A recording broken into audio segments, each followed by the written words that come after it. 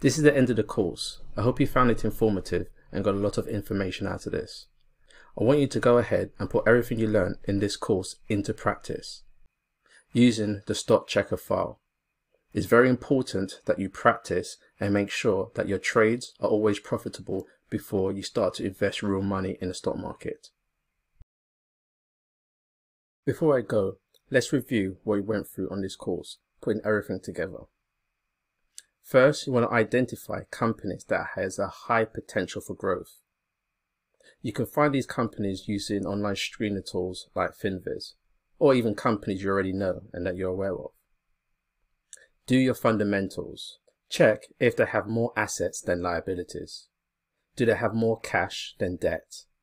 Are they consistently making profits every year?